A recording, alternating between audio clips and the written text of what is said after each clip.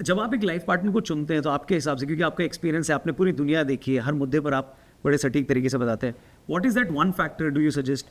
देखिए, यहाँ पर मैं एक दूसरी बात कहूँगा। जी सर।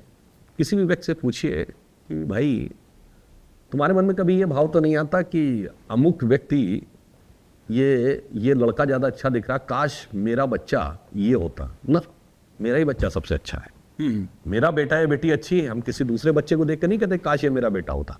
मेरे माँ बाप सबसे अच्छे हैं, मैं किसी दूसरे को देख के नहीं कहता कि काश ये मेरे फादर होते, ये मेरी मदर होती। मेरा, अब ठीक है बड़े होके प्रॉपर्टी लेके लड़ाई हो जाए अलग बात है, मगर जब तक आप बच्चे रहते हैं तो मेरा भाई और मेरी बहन ही अच्छी है। परफेक्ट। ये क्यों आता है? और फिर हस्बैंड वाइफ में ही क्यों ये फीलिंग आ जाती कि ये अच्छा है या वो अच्छा है?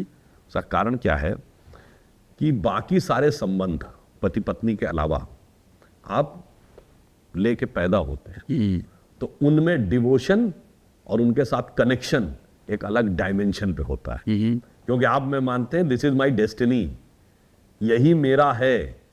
जहां पे आप सिलेक्शन करते हैं वहां फीलिंग आती है सिलेक्शन में मुझसे गलती तो नहीं हो गई, सिलेक्शन में मैंने ये तो नहीं कर दिया, और वहां से समस्या आनी शुरू होती है। इसलिए मेरा मानना है, और मैं ये भी बात बता दूं, किसी को गलतफहमी नहीं रहना चाहिए। अगर आप बिल्कुल साइंटिफिकली देखें तो कोई भी व्यक्ति कहता ना कि मुझे अपनी एक्सपेक्टेशन के अकॉर्डिंग ये मेरा लाइफ पार्टनर है, ना, किसी को दूसरे से कोई प्यार नहीं होता।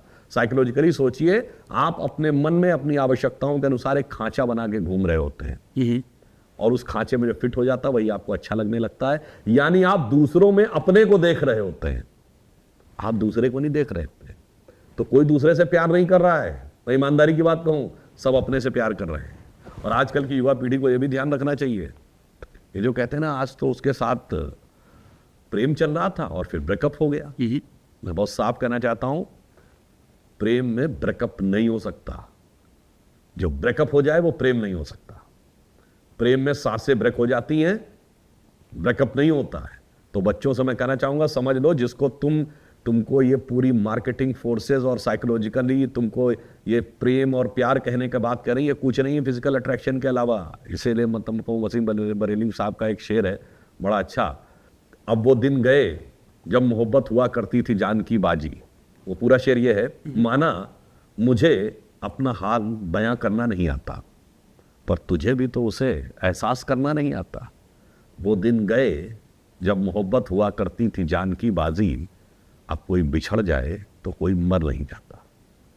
और आज तो उल्टा है, मर नहीं जाता नहीं, मार के काट के टुकड़े में भर के सूटकेस में भर देता है। तो मैं बच्चों से कहूंगा, be very clear about you, very clear about what is love and what is attraction. आज की इस मेस्मराइजिंग दुनिया में आपको उसमें फंसाया जा रहा है। इसलिए अपने मदर फादर से, अपने टीचर्स से, अपने सीनियर से सारी बातें डिस्कस करके तब जिंदगी के बारे में निर्णय लीजिए। किसी मोमेंट्री इंपल्स में निर्णय मत लीजिए, उसके तमाम दुष्परिणाम आज आपको तमाम जगहों पर नजर आते हैं।